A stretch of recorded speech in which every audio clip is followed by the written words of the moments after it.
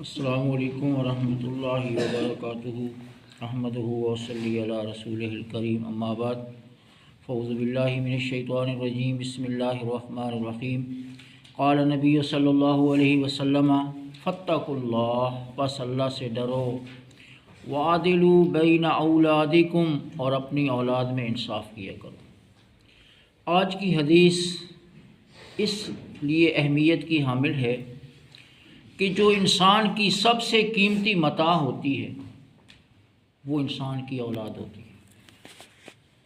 تو شریعت نے اولاد کے حقوق متعین کیے ہیں۔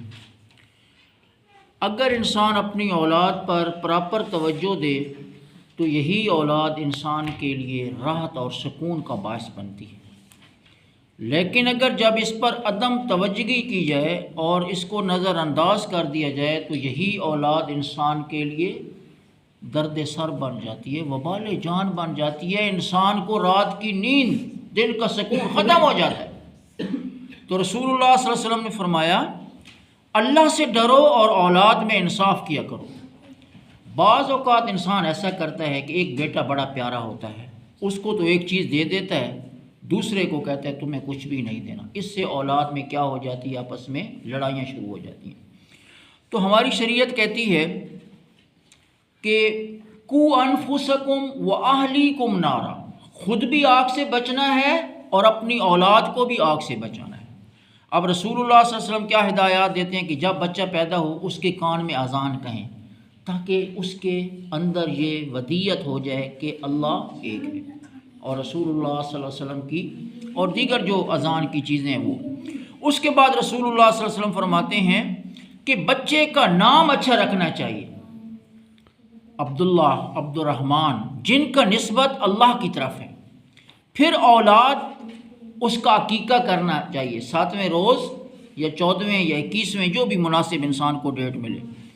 اور پھر رسول اللہ صلی اللہ علیہ وسلم ان کی تعلیم اور تربیت پہ، اگر بچوں کو پراپر تعلیم اور تربیت نہیں ہو جائے گی وہی ماں باپ کے گستاخ بن جائیں گے، ماں باپ کے آگے کھڑے ہو جائیں گے۔ تو لہٰذا جہاں بچوں کو ایجوکیٹ کرنا ہے وہاں بچوں کی تربیت بھی کرنی ہے۔ اس لیے میری اور آپ کی یہ لازمی ذمہ داری ہے کہ ہم اپنے گھر پہ توجہ دیں، اپنی اولاد سے پوچھیں آپ کیا کر رہے ہیں، کہاں سے آ رہے ہیں، کہاں پہ جا رہے ہیں۔ اور اگر ہمیں کبھی کوئی چیز ایک بچے کو دینی پڑے نا کہ بیٹا یہ موبائل ہے یا میں آپ کے لیے چیز لے کر آیا ہوں، تو پھر باقی اولاد کو بھی دینی چاہیے۔ یہ نہ ہو کہ اولاد میں تفریق کر دیں گے، آج تو شاید وہ چپ رہیں، کل کلام وہی ہمارے آگے کھڑے ہو جائیں گے اور گستاخ بن جائیں گے اور کہیں گے ابو آپ نے فلاں کو تو زیادہ چیزیں دی تھیں، مجھے تو کچھ بھی نہیں دیا تھا۔ تو اس سے جو ہے اس کے لیے اور اس کے گھر کے لیے مسائل پیدا ہو سکتے ہیں۔ اللہ مجھے اور آپ کو اولاد پر توجہ دینے کی توفیق عطا فرمائے۔ پھر ہم پڑھ رہے تھے کہ جب ہم نے سلام پھیرنا ہے تو تینوں قل پڑھنے ہیں 3 دفعہ مغرب کے بعد، قل هو اللہ احد، قل اعوذ برب الفلق اور قل اعوذ برب الناس۔ فجر کے بعد بھی 3 دفعہ اور مغرب کے بعد۔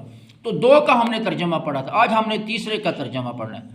قل اعوذ برب الناس، کہہ دیجئے میں پناہ طلب کرتا ہوں لوگوں کے پروردگار کی، مالک الناس، جو لوگوں کا کیا ہے؟ بادشاہ ہے، الہ الناس، لوگوں کا معبود ہے، من شر الوسواس الخناس، اس کی شر سے جو چھپ چھپ کے وار کرتا ہے، الذی یوسوس فی صدور الناس، جو لوگوں کے دلوں میں وسوسے ڈالتا ہے، من الجنۃ والناس، جو جنوں میں سے بھی ہے اور انسانوں میں سے بھی۔ کل بھی میں نے عرض کیا تھا کہ شیطان ہمیں نظر تو آتا نہیں ہے، شر پسند لوگ ہمیں نظر تو آتے نہیں ہیں۔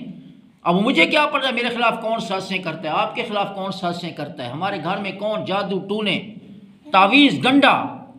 ہم پھر ایسی ذات کی طرف رجوع کرتے ہیں جو ساروں کو دیکھ رہا ہے، ان کی سازشوں کو اس کا پتہ ہے، لطیف ہے، خبیر ہے، علیم ہے، اور وہ اللہ تبارک و تعالی ہے۔ تو ہم کہتے ہیں اللہ تو ہی ہمیں ان سے بچانا، تو ہمارا سب کچھ ہے۔ تو اللہ مجھے اور آپ سب کو یہ دعائیں ترجمے کے ساتھ یاد کرنے کی توفیق عطا فرمائے۔ وآخر دعوانا الحمدللہ رب العالمین، والسلام علیکم ورحمۃ اللہ وبرکاتہ۔